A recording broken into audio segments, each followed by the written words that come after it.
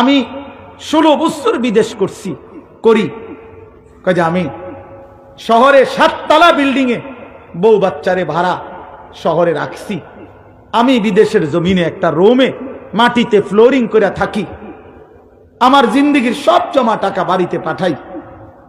এ নিজের মুখে বলছে, ওই প্রবাসী, সে বলছে যে আমি বাড়িতে ফোন দিছি বিবির কাছে, বিবি ফোনটা ধরে নাই, ছেলেরে ফোন দিছি, পুতে আমারে কয় আব্বা আমি এখন গেমস খেলতেছি, অবসর হইয়া তোমারে ফোন দেব।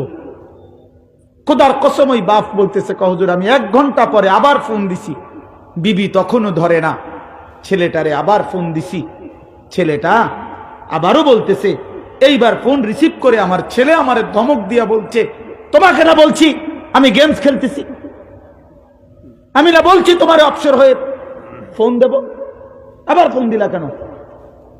আল্লাহর কসম ওই বাপ ওই লোক আমারে বলছে হুজুর আমার কলজাটা ভাঙ্গা গেছে, আমি সারাটা জীবন কার জন্য কি করলাম।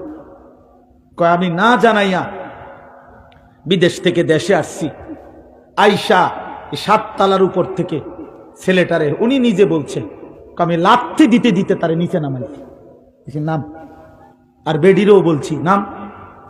কয় এরপরে সমস্ত ফার্নিচার আসবাবপত্র নিয়া গ্রামের সেই টিনের ঘর ওখানে দিয়া থুইয়া তারপরে আবার বিদেশে আইসা পড়ছি, এনেই থাক আল্লাহ একদম না 7 তলা। বন্ধু আমার, দোস্ত আমার,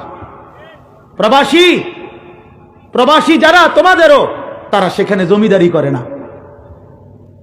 কথা বলেন না কেন? প্রবাসী সেখানে জমিদারি করে না, লন্ডনে জমিদারি না, কানাডায় জমিদারি না, মাথার ঘাম পায়ে ফেলে পয়সা রোজগার করে, বিনিময়ে সন্তান যদি নাফরমান হয় ওই বেচারার জিন্দেগির সার্থকতা কি?